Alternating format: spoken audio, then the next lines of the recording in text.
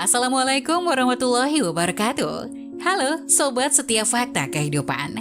Tidak lupa kami sampaikan salam sehat, salam sejahtera, semoga tercurah segala bentuk kebaikan dan juga kita semua dalam lindungannya. Seperti biasa, kita akan berbagi kisah dari yang unik, menarik, sampai bikin nangis. Mari kita simak kisahnya.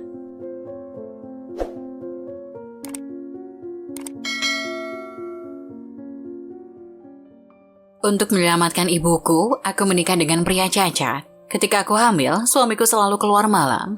Ketika tahu alasannya, aku menangis. Aku lahir di desa pegunungan yang miskin dan terbelakang. Meskipun sekarang abad ke-21 dan internet sudah sangat berkembang, banyak orang di desa kami bahkan tidak tahu apa itu komputer. Ketika aku 5 tahun, ayahku meninggal karena sakit. Meninggalkan aku dan ibuku untuk bergantung satu sama lain. Ibuku hanya sekolah kelas 1 SD. Dan dia gemetar ketika menulis namanya. Tapi demi membesarkan aku, dia menjadi wanita yang sangat tangguh dan kuat. Melakukan segala macam pekerjaan kotor dan tidak mau menikah lagi. Untuk membantu ibuku, sepulang sekolah aku pergi ke hutan untuk mengambil jamur dan menjualnya. Hutan itu sepi dan ada banyak jamur liar. Untuk setiap sen dari menjual jamur, aku enggan untuk membelanjakannya. Semuanya aku serahkan kepada ibu untuk biaya sekolah dan biaya hidup.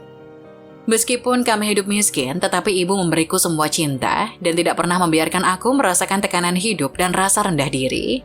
Pakaian yang kami kenakan meskipun tua tapi bersih. Ibuku sering mengatakan kepadaku bahwa orang yang tidak ingin miskin harus rajin belajar. Ibuku dan aku menjalani hari-hari kami dengan rendah hati, menantikan hari esok dengan harapan.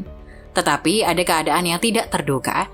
Ketika aku berusia 19 tahun, ibuku mengembangkan tumor di kepalanya yang perlu dioperasi. Biaya operasinya 100 juta rupiah. Jumlah uang ini bagi kami sungguh luar biasa. Kerabat dan teman-teman berinisiatif untuk meminjamkan uang kepada kami, tapi di daerah kami yang miskin dan terpencil ini, kami tidak bisa mengumpulkan banyak uang. Saat itu aku bekerja sebagai guru sekolah dasar dengan penghasilan yang tidak seberapa. Menghadapi perubahan ibu yang tiba-tiba, aku tidak tahu harus berbuat apa. Keesokan harinya, Nenek Wati dari desa datang ke rumah. Dia adalah seorang mak comblang yang terkenal. Nenek Wati memberitahu saya bahwa keluarga Danis di desa tetangga bersedia membantu ibuku untuk membayar operasi selama aku mau menikah dengannya. Danis dulunya adalah teman sekelasku sekolah SD. Saat itu kakinya tidak cacat, dia sangat pintar. Suatu kali dia dan teman-teman sekelasnya juga pergi ke gunung untuk mencari jamur, tapi mereka jatuh dari tebing yang longsor. Untuk menyelamatkan teman-teman sekelasnya, kaki Danis tertindih.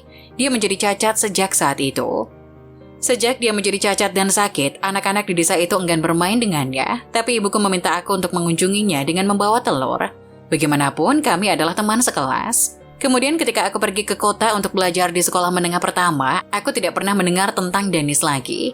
Meskipun Danis patah kaki, dia sangat baik. Meskipun aku tidak memiliki rasa cinta dengannya, demi ibuku aku pun setuju untuk menikah dengannya.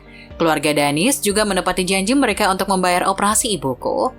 Setelah menikah, meskipun kaki Danis cacat, dia merawat aku dengan sangat baik.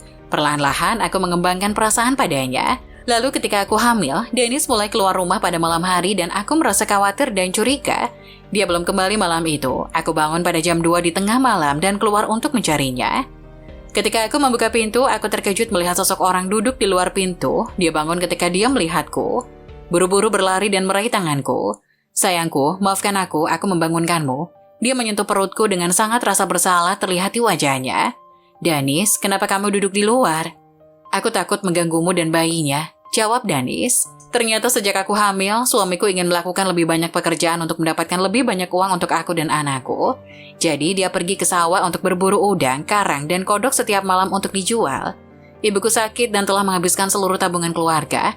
Dia takut aku akan menderita, jadi dia mencoba mencari uang. Ketika dia kembali jam 1 atau 2 agar tidak membangunkan aku, dia duduk di luar sampai subuh.